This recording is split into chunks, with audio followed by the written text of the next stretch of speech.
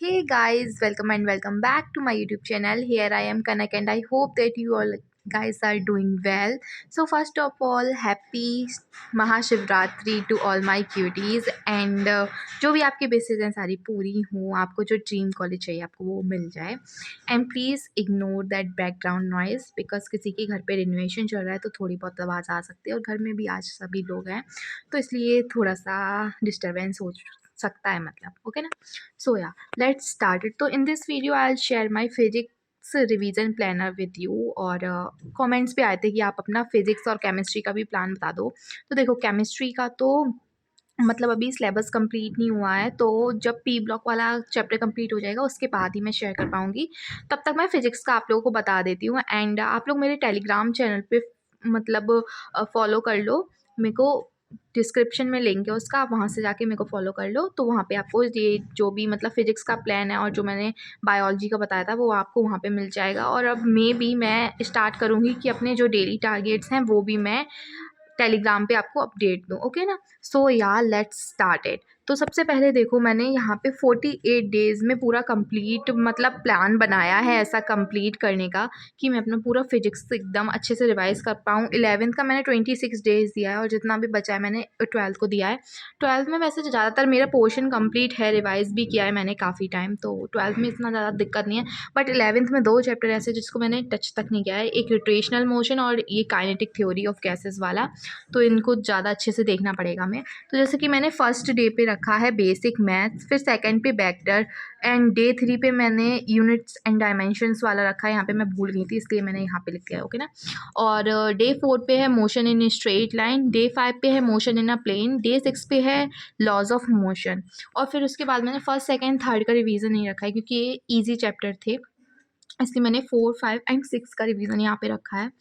उसके बाद डे 8 पे मतलब वर्क एनर्जी एंड पावर वाला चैप्टर है.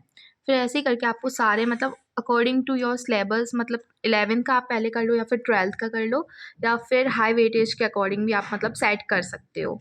ओके ना. तो ऐसे ही मैंने फिर जो कि अब टेस्ट देना था मुझको तो पहले मैंने सोचा कि पूरा 11th का कर लेती क्योंकि फुल लेंथ 11th के टेस्ट बहुत ज़्यादा ज़रूरी हैं.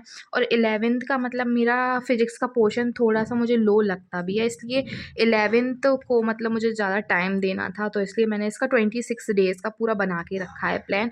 और आप लोगों को देखो समझ में तो आ गया होगा कि प्लान कैसे क्या मैंने बनाया बिकॉज़ जो जैसा बायोलॉजी का था ना वैसा ही है डिट्टो सेम फिजिक्स का भी और ऐसा ही केमिस्ट्री का होने वाला है. तो आप इसको ना खुद से भी बना सकते हो, ऐसे आपको मेरी ज़रूरत भी नहीं है इसके लिए. तो आप खुद बना सकते हो और अगर आप अपने अकॉर्डिंग इसको चेंज कर सकते हो. और देखो उम्मीद सीरीज़ स्टार्ट हो चुकी है तो फिजिक्स के लिए तो वैसे मैंने नहीं सोचा कि मैं फॉलो करूँगी बट सर का मतलब ये है कि वहाँ से क्वेश्चन आएँगे. तो मैं सोच रही हूँ कि जो भी पीवाईक्यूज़ वगैरह या जो भी अदर क्वेश्चन है वो लेक्चर कंप्लीट करूँ. ओके ना. सो मैं अभी उन्हीं सीरीज़ को भी फॉलो कर रही हूँ सिर्फ फिज़िक्स के लिए, not for other subject but physics के लिए मैं उन्हीं सीरीज़ को फॉलो कर रही हूँ रिवीजन के लिए. पूरा ये नहीं है कि नोट्स बना रही हूँ, नोट्स वगैरह नहीं बना रही हूँ मैं.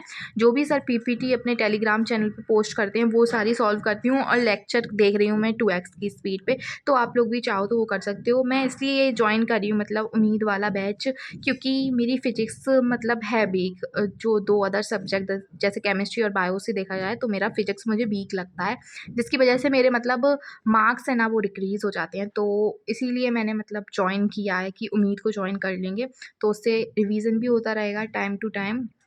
और देखो 1 हफ़्ते में उम्मीद में फ़िज़िक्स की 2 क्लासेस होगी तो बीच में हमें टाइम भी मिलेगा. तो हम खुद से पहले आप लोग एक बार खुद से रिवीज़न करो फिर उसके बाद ही आपको उम्मीद लेक्चर समझ में आएँगे क्योंकि यार देखो सर बहुत सारे लोग कह रहे हैं कि सर एकदम बेसिक से नहीं पढ़ा रहे. ऐसा कुछ नहीं है, आपको थोड़ा बहुत उसके लिए प्रिपेयर होना पड़ेगा.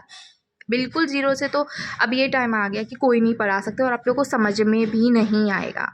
ठीक है ना. इतना टाइम कम टाइम रह गया है, पूरा कोई पढ़ाने बैठेगा तो बहुत ज़्यादा टाइम लग जाएगा तो आपको खुद से करना पड़ेगा.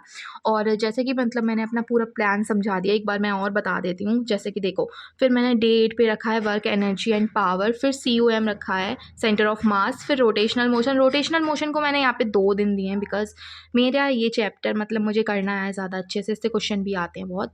फिर उसके बाद मैंने 7 8 9 को रखा है. और तो इस दिन बताओ मैं शॉर्ट नोट्स रिवाइज़ करूँगी अपने PYQs प्रैक्टिस इन्हीं दिन करनी है मुझको, और इस दिन मुझे अपने शॉर्ट नोट्स रिवाइज़ करने हैं। फिर 4, 5, 6, 7, 8, 9 मतलब मैंने शॉर्ट नोट्स रिवाइज़ करने के लिए रखा है कि जो भी फार्मूला शीट्स वगैरह मैं वो रिवाइज़ करूँगी, और जो भी इंपॉर्टेंट मतलब पॉइंट्स होते हैं किसी किसी चैप्टर में वो, और असर्शन रीज़न वाले क्वेश्चन होते हैं ना, वो भी मैं सॉल्व करूँगी इन दिन में। क्योंकि असर्शन रीज़न वाले में जो फर्स्ट सेकंड ऑप्शन होता है ना, उसमें मुझे बहुत ज़्यादा कन्फ्यूज़न हो जाता है, वहाँ से क्वेश्चन गलत होने के चांसेस भी बढ़ जाते हैं ना। तो आपको वहाँ से असर्शन रीज़न करने होंगे, 2 दिन में आप कर सकते हो। उसके बाद ग्रेविटेशन को मैंने 1 दिन दिया है, मैकेनिकल प्रॉपर्टीज़ ऑफ सॉलिड और फ्लूइड्स को भी एक ही 1 दिन दिया है। फिर उसके बाद मैंने बस एक ही बार ये रखा है, फिर लास्ट में जाके इसको यहाँ पे डाला है, ओके ना। फिर उसके बाद मैंने रखा है थर्मल प्रॉपर्टीज़ ऑफ मैटर, ये एक बार मैं कर चुकी हूँ। काइनेटिक थ्योरी को मैंने 2 दिन दिया है क्योंकि ये मैंने किया नहीं है चैप्टर एक भी बार रिवाइज़। फिर उसके बाद ऑसिलेशन और वेव्स को मैंने 1-1 दिन दिया क्योंकि ये मैं रिवाइज़ कर चुकी है। ऐसे करके मतलब आपका पूरा 11th हो जाएगा 24 डेज़ में। यहाँ पे मैंने पता नहीं कहाँ से 25 गायब कर दिया, सॉरी यार, इसको आप ठीक कर लेना, ओके ना। तो आपका यहाँ पे 25 डेज़ में पूरा 11th कंप्लीट हो जाता है। फिर आप यहाँ पे आओगे तो यहाँ पे आपको 12th के पोर्शन से फर्स्ट वाले यूनिट से बहुत सारे क्वेश्चन आते हैं। PYQs भी आप लोग देख लेना, बहुत सारे PYQs आते हैं इस यूनिट से, फर्स्ट यूनिट से 12th की, तो ये बहुत ही अच्छे से प्रिपेयर करना है। फिर उसके बाद सेकंड थोड़ा इतना इंपॉर्टेंट नहीं है बट हाँ है। फिर उसके बाद यहाँ पे मैंने AC, EM वेव और रे ऑप्टिक्स, यहाँ पे रे ऑप्टिक्स वाला चैप्टर बहुत ही ज़्यादा इंपॉर्टेंट हो जाता है, तो आपको ये रिवाइज़ करना है। 1 या 2 दिन इसमें लग सकते हैं मुझे भी, बट मैंने यहाँ पे अभी तो इसको 1 दिन दिया है। पर अगर जैसे मेरा बाई चांस चैप्टर नहीं हुआ तो मैं इस 1 दिन इसको नीचे शिफ्ट कर दूँगी। और मैंने 48 डेज़ का इसलिए रखा है क्योंकि फ़िज़िक्स में मैं ज़्यादा टाइम टेस्ट देना चाहती हूँ, ओके ना। कि जो भी DPPs वगैरह हैं या जो भी मेरे पार्ट टेस्ट हैं, फुल लेंथ टेस्ट है, मुझे फ़िज़िक्स से बहुत ज़्यादा टेस्ट देनी है। हर सब्जेक्ट का मैं सोच रही हूँ कम से कम 1-1, 2-2 टेस्ट हो जाएँ। तो फिर फ़िज़िक्स का ये होता है कि जितने भी फ़ॉर्मूलाज़ होते हैं वो रिवाइज़ हो जाएँगे, और जो भी इम्पोर्टेंट पॉइंट्स हैं वो रिवाइज़ हो जाएँगे। तो या ऐसे ही मतलब 48 डेज़ का अगर आप चाहो तो इसको बढ़ा भी सकते हो according to you. So yeah guys that's it for today's video. I hope कि आपको वीडियो अच्छी लगी हो, एंड मेक श्योर कि आप ये प्लान को फॉलो करो, and join me on my Telegram channel. Okay bye, subscribe for more.